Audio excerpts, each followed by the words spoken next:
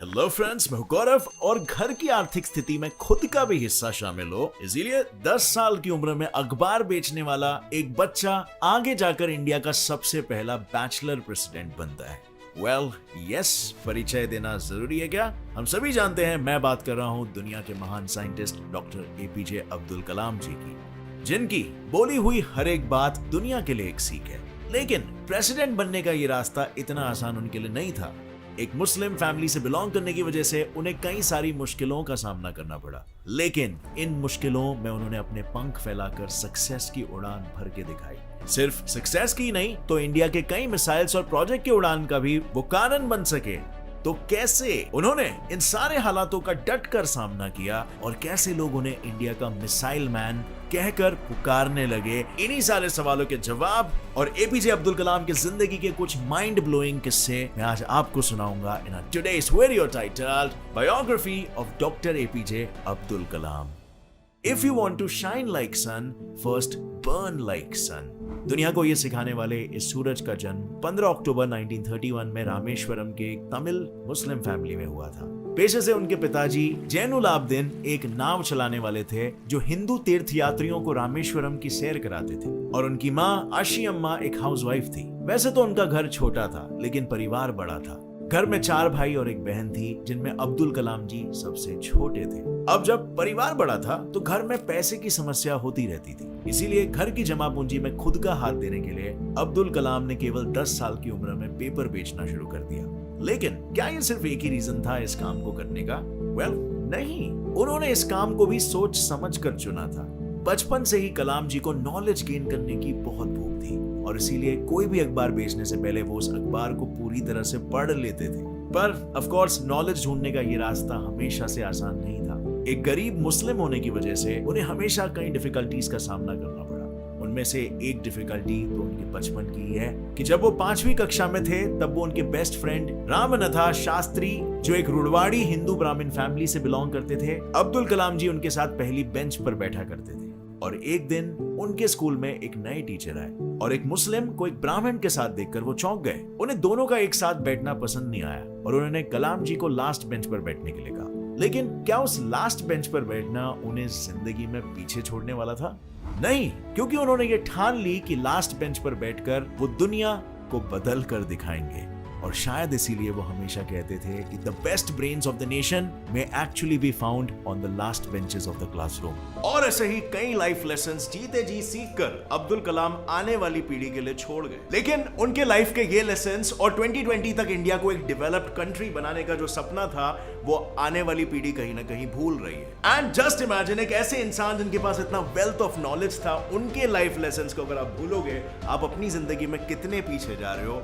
So not to worry, आप वो सभी लाइफ लेसन से सीख ग्रहण कर सकते हो कुकू एफएम ऐप के जरिए। मैं बताऊंगा कैसे। यहां पर आपको डॉक्टर एपीजे अब्दुल कलाम जैसे ही कई और इंस्पिरेशनल और सक्सेसफुल लोगों के बायोग्राफीज मिलेंगे, जिन्हें आप ऑडियो फॉर्मेट में सुन सकते हो अपने लाइफ में, अपने बिजी लाइफ में मल्टीटास्क करते हो। इसके साथ ही इसमें और भी जॉनरास अवेलेबल है, जैसे self improvement, motivation, knowledge, financial education, history, science fiction और भी बहुत कुछ, जो सब आप हिंदी लैंग्वेज जैसी रीजनल लैंग्वेज में भी सुन सकते हो। इंडिया के इस लीडिंग ऑडियो पॉडकास्टिंग प्लेटफॉर्म का सपना सिंपल है, इंडियंस को वो अनगिनत टॉपिक्स और सब्जेक्ट्स की नॉलेज ग्रहण करना पॉसिबल करवा पाना। और इसीलिए इनके पास 1000 घंटे से भी ज्यादा कंटेंट, एजुकेशनल कंटेंट की लाइब्रेरी मौजूद है। अब फ्रेंड्स, नॉर्मली आप इस ऐप का सब्सक्रिप्शन 1 ईयर का 399 रुपीज में खरीदोगे, बट क्योंकि आप एक गेट सेट फ्लाई फैमिली के मेंबर हो और गेट सेट फ्लाई और कुकू एफएम ने मिलकर इंडिया में नॉलेज को बढ़ाने की पार्टनरशिप ली है, इसीलिए अगर आप हमारा कोड GetSet50 यूज करोगे तो आपको तुरंत 50% ऑफ मिलेगा। मतलब 199 रुपीज पर ईयर में इस नॉलेज बढ़ाओ प्लेटफॉर्म की membership. And this truly may be one of the greatest investments that you will make on yourself. So click on the link in the description and go download now, because only for first 250 users this code will be active. अब friends, specially last bench पे बैठने वाले लोग, मैं आपको बताना चाहता हूँ अब्दुल कलाम के लाइफ की एक बहुत ही इंटरेस्टिंग कहानी। क्लास के उसी लास्ट बेंच पर बैठकर उन्होंने अपना एक गोल बनाया था, फाइटर पायलट बनाने का गोल, और ये गोल बना था उनके गुरु की वजह से। एक दिन उनके टीचर मिस्टर शिवा सुब्रमण्यम अय्यर उनकी कक्षा को चिड़िया कैसे उड़ती है वो सिखा रहे थे, लेकिन 25 मिनट तक समझाने के बाद भी किसी के पल्ले कुछ नहीं पड़ रहा था। और इस पर अय्यर जी ने एक सिंपल सा सोल्यूशन निकाला। अगर थियोरेटिकली किसी को ना समझे तो उन्हें प्रैक्टिकली दिखाना पड़ेगा। और बस यही था सोल्यूशन। स्कूल खत्म होने के बाद वो सारे बच्चों को पासी के एक समुद्र किनारे ले गए और वहां उड़ते हुए पंछियों के लाइव डेमो दिखाकर उन्होंने बच्चों को चिड़ियों की टेल की पोजीशन से लेकर उनके पंखों की शेप तक सब कुछ समझाया। चिड़ियों की वो उड़ान कलाम जी के दिमाग में बैठ गई और उन्होंने तय कर लिया कि बड़े होकर वो फाइटर पायलट बनने जैसा बड़ा गोल हासिल करेंगे, क्योंकि उनका ये कहना था कि small aim is a crime, have a great aim. लेकिन अपना सपना पूरा करने की रेस में वो हार गए।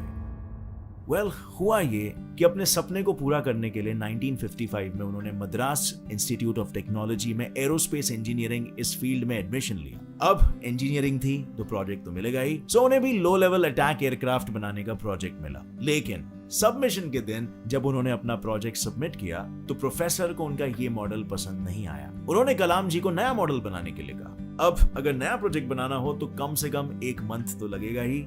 ये सोचकर कलाम जी ने प्रोफेसर से 1 महीने का समय मांगा। लेकिन क्या आज तक किसी की टीचर ने 1 महीने का समय दिया है?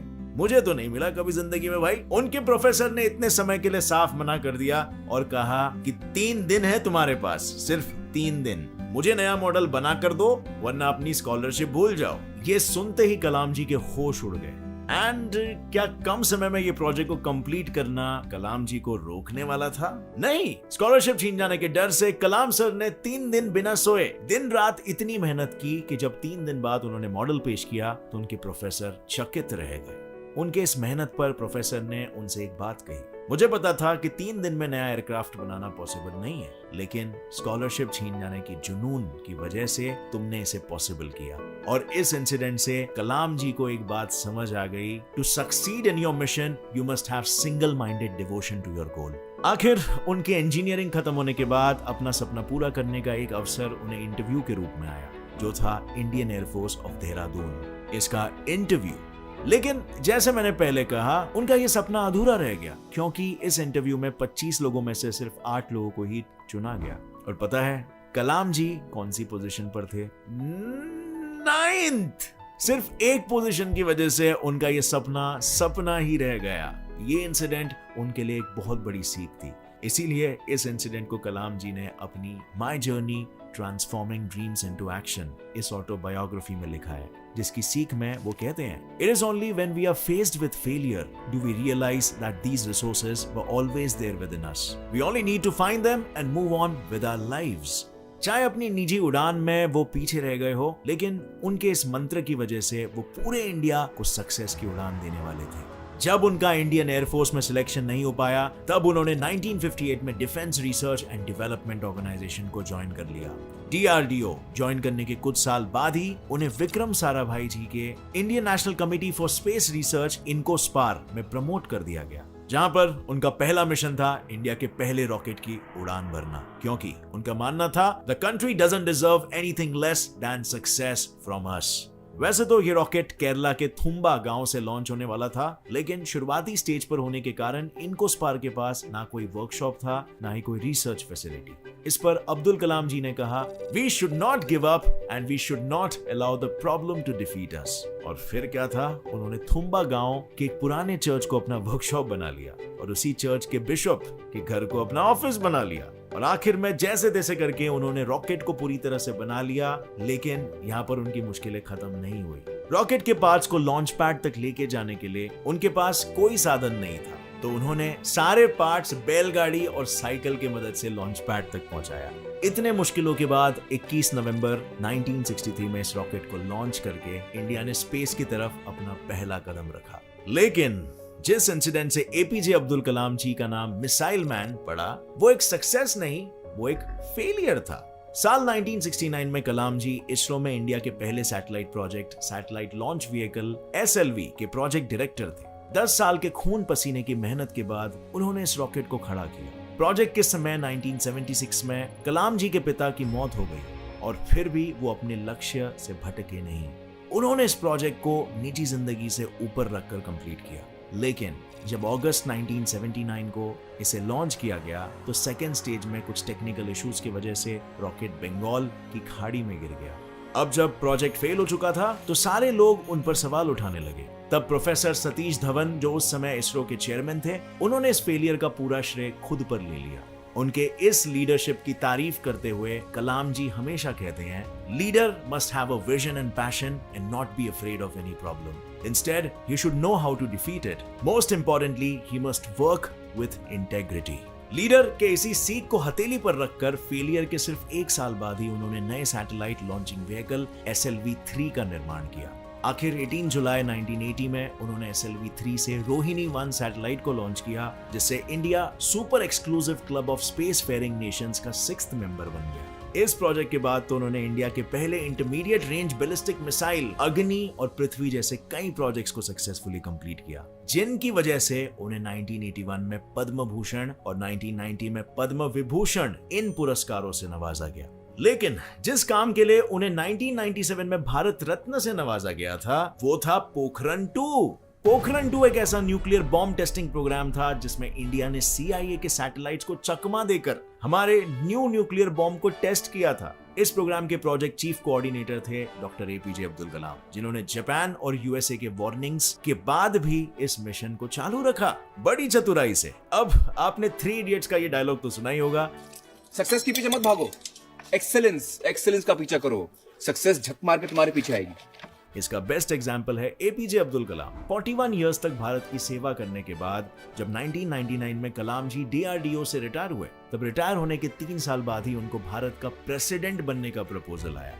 अब ये हुआ कैसे? मैं आपको बताता हूँ। रिटायर होने के बाद 2001 में कलाम सर अन्ना यूनिवर्सिटी में पढ़ने लगे। एक दिन लेक्चर लेने के लिए जब वो यूनिवर्सिटी पहुंचे तो उन्हें एक कॉल आया, जिस पर उन्हें कहा गया कि प्राइम मिनिस्टर आपसे बात करना चाहते हैं। पर ये कॉल कोई मजाक नहीं था, क्योंकि कॉल पर उनसे बात करने वाले शख्स थे अटल बिहारी वाजपेयी, जिन्होंने कॉल उठाते ही कलाम जी से कहा, आपके लिए हमारे पास एक इम्पोर्टेंट न्यूज है। हमें ऐसा लगता है कि भारत को आप जैसे राष्ट्रपति की सख्त जरूरत है।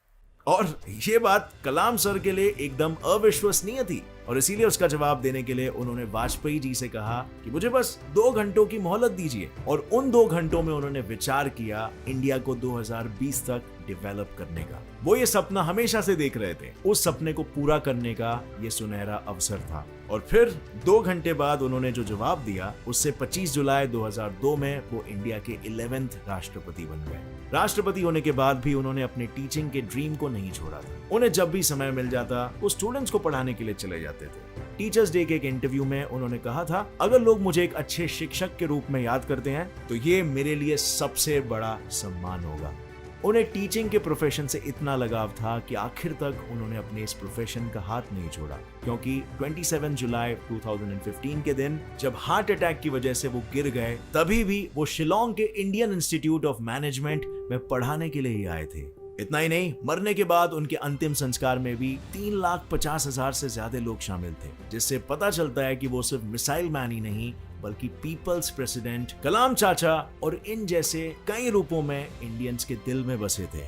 अब भाई लोग, आपकी बारी है। डॉक्टर APJ अब्दुल कलाम की ऐसी कौन सी सीख आपके मन को इतनी भा गई कि उसे आप अपनी डेली लाइफ में इनकॉर्पोरेट करना चाहोगे? और इनके लाइफ के बारे में आपको सबसे ज्यादा इंस्पायरिंग कौन सी चीज लगी? इसका जवाब मुझे नीचे कमेंट सेक्शन में देना। और हाँ फ्रेंड्स, जाने से पहले कुकू FM ऐप को डाउनलोड करना मत भूलना। फर्स्ट 250 लोगों के लिए GetSet50 कोड यूज करने पर उन्हें 199 रुपीज पर इस वेबसाइट की मेंबरशिप मिलेगी। GetSet50 कोड यूज करने पर 199 रुपीज में सालाना की मेंबरशिप मिलेगी इस ऐप की। सो गो हरी नाउ। अगर इस वीडियो से आपको कुछ भी नया सीखने मिला तो एक लाइक जरूर ठोकना। अपने फ्रेंड्स और फैमिली मेंबर्स के साथ ये वीडियो शेयर करिए, ताकि उन्हें भी ग्रेट इंडियंस के बारे में, उनकी लाइफ के बारे में अच्छी खासी जानकारी मिल सके। नए हो इस चैनल पर तो अभी सब्सक्राइब करो get set fly science channel, क्योंकि ऐसे ही इंटरेस्टिंग और नॉलेजेबल वीडियोस आपका भी नॉलेज बढ़ाते रहेंगे। With that said, as always friends, stay curious, keep learning and keep growing. जय हिंद।